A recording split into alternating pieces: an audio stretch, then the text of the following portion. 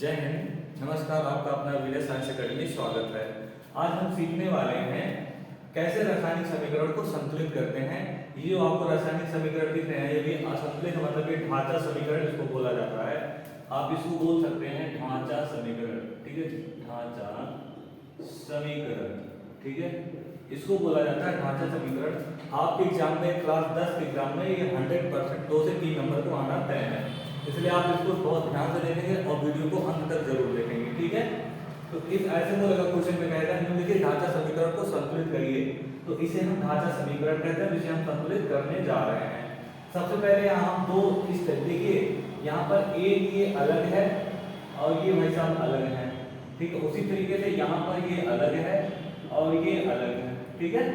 अब हम जैसे जो अलग अलग है उनको, जैसे पहले वाले खाने में जो है वो Mg है, तो Mg कितना है 3 है।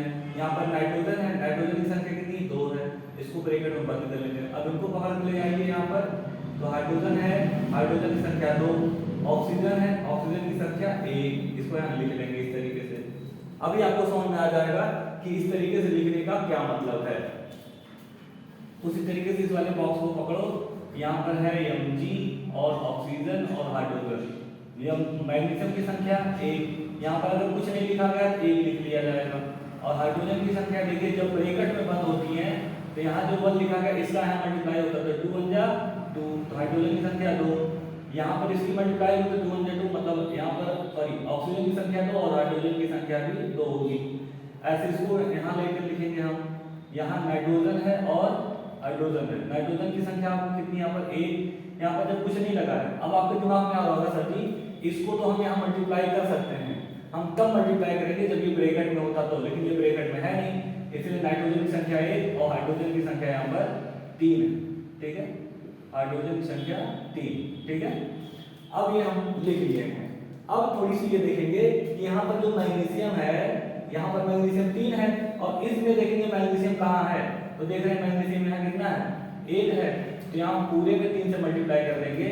जब पूरे में 3 से मल्टीप्लाई, यहाँ 3 लिखेंगे, 3 का मतलब सब में 3 से मल्टीप्लाई, ठीक है। तो मैग्नीशियम में 3 से मल्टीप्लाई, यहाँ मैग्नीशियम 1 है तो 3 1 जा 3 और 3 2 जा 6, 3 2 जा 6। अब आपको ये समझ में आना चाहिए यहाँ पर मैग्नीशियम की संख्या 3, ऑक्सीजन की संख्या 6, हाइड्रोजन की संख्या 6, ठीक है। अब यहाँ देखते हैं, अब इसमें देखेंगे ऑक्सीजन कितना है यहाँ पर, ऑक्सीजन कितना है यहाँ पर, सॉरी अब नाइट्रोजन की बात करते हैं। नाइट्रोजन यहाँ पर 2 है, इधर देखेंगे नाइट्रोजन कहाँ है यहाँ पर, और नाइट्रोजन यहाँ पर 1 है, तो यहाँ कितने से मल्टीप्लाई करेंगे 2 से, तभी तो नाइट्रोजन आपका हो जाएगा 2, तो 2 1 जा 2, अब इसमें भी 2 से मल्टीप्लाई करेंगे कि हो जाएगा 6, ठीक। तो हमने मैग्नीशियम और नाइट्रोजन की मामला सारा निपटारा कर लिए हैं। अब देखते हैं कि ऑक्सीजन, ऑक्सीजन यहाँ पर कितना है 6 ऑक्सीजन यहाँ पर और 6 ऑक्सीजन यहाँ पर, कितने ऑक्सीजन हो गए 12। अब इसमें देखेंगे ऑक्सीजन कहाँ है, इसमें ऑक्सीजन ये है, ऑक्सीजन की संख्या यहाँ पर 1 है। अगर मैं नहीं सॉरी यहाँ पर ऑक्सीजन केवल 6 है, हाइड्रोजन 6 यहाँ पर और हाइड्रोजन यहाँ, हाइड्रोजन की संख्या कितनी होगी 12, तो यहाँ पर हाइड्रोजन की संख्या जो है, अगर मैं यहाँ 6 से मल्टीप्लाई कर देता हूँ, ये 6 गुना हो जाएगा 12, तो ये 6 से मल्टीप्लाई होगा तो हो जाएगा यहाँ पर 12, इसमें भी 6 से मल्टीप्लाई होगा तो 6 करके 6, मतलब हाइड्रोजन यहाँ पर 6 है, यहाँ भी देख रहे हैं हाइड्रोजन 6 है, ठीक है। अब मुझे लगता है संतुलित हो गया है। चलिए देखते हैं, मैग्नीशियम इधर 3, इधर भी मैग्नीशियम 3, मैग्नीशियम भी निपटारा हो गया। नाइट्रोजन इधर 2, इधर भी नाइट्रोजन ढूंढेंगे, यहाँ पर है नाइट्रोजन, इसका भी 2 बराबर। हाइड्रोजन यहाँ पर 12, अब इधर हाइड्रोजन ढूंढिए, हाइड्रोजन यहाँ 6 और हाइड्रोजन यहाँ 6, 12, मतलब हाइड्रोजन की मामला निपटारा हो गया। अब ऑक्सीजन को देखते हैं, ऑक्सीजन यहाँ पर कितना है 6, इधर ऑक्सीजन देखते हैं 6, सब जगह टिक लग गया, मतलब आपका ये समीकरण जो संतुलित हो गया। अब इसको कैसे करेंगे, ये तो मैं आपको सिखा रहा था तरीका कि किस तरीके से हम इसको संतुलित करेंगे, ठीक है। अब मैं इसको इरेज कर देता हूँ थोड़ा सा, ये देखिए। अब यहाँ पर आप पेन उठाइए और देख रहे हैं इस वाला प्रोडक्ट यही है ना जिसमें कितने मल्टीप्लाई 6 से, यहाँ लिख देंगे 6 और इसी पे हुआ नहीं तो यहाँ लिखेंगे नहीं। अब देखिए ये वाला प्रोडक्ट कौन है, ये है, यहाँ 3 से मल्टीप्लाई करेंगे क्योंकि 3 से हुआ है, और इसमें देख रहे हैं 2 से हुआ है, यहाँ 2 लिख देंगे, ठीक। इस तरीके से हम ढांचा समीकरण को संतुलित समीकरण में बदल सकते हैं, ठीक है। अब नीचे उसी तरीके से एक नीचे दिया गया है, तो यहाँ पर Ca मतलब कैल्शियम आपका 3 है, P मतलब पोटेशियम आपका 2 है, हाइड्रोजन यहाँ पर 2 है, ऑक्सीजन की संख्या 1 है। अब मैं बिना बनाए इसको डायरेक्ट करने जा रहा हूँ। आप इससे सीख चुके हैं, बेसिक चीजें सीख चुके हैं।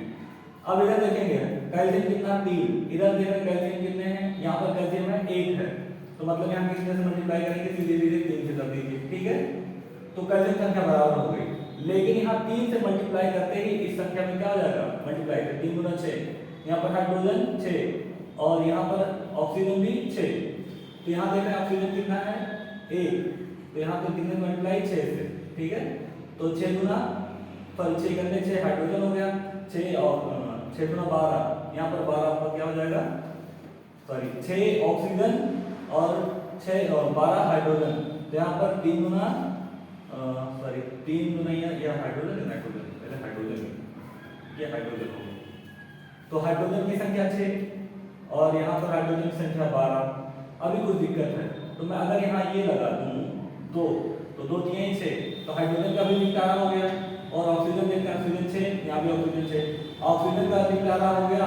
और आप देखेंगे संतुलित समीकरण बन गया है। कैल्शियम 3, तो कैल्शियम जहाँ हो जिसका जिसका होता है टिक लगा देंगे, कैल्शियम 3, यहाँ भी कैल्शियम 3, फास्फोरस यहाँ 2, यहाँ भी देख रहे हैं 2 से यहाँ फास्फोरस मल्टीप्लाई, फास्फोरस भी यहाँ 2, यहाँ हाइड्रोजन 6 गुना 12, हाइड्रोजन 12, यहाँ पर देख रहे हैं 3 और ये इसका मल्टीप्लाई होगा 3 गुना 6 ये और 3 गुना 6 ये 12, मतलब हाइड्रोजन भी काम हो गया। ऑक्सीजन 6 करने 6, ऑक्सीजन देना 6 और ये इसका भी 2 है, ये जो 2 लगा हुआ है ये हाइड्रोजन का भी है और ऑक्सीजन का भी है, तो 3 गुना 6, इधर भी 6 ऑक्सीजन, इधर भी 6 ऑक्सीजन, ये समीकरण संतुलित हो गया है। इसी प्रकार से हम रासायनिक समीकरण को संतुलित करेंगे, इसको बोलेंगे ढांचा समीकरण, और जब ये संतुलित हो जाएगा तब ये आपका हो जाएगा रासायनिक समीकरण, संतुलित रासायनिक समीकरण।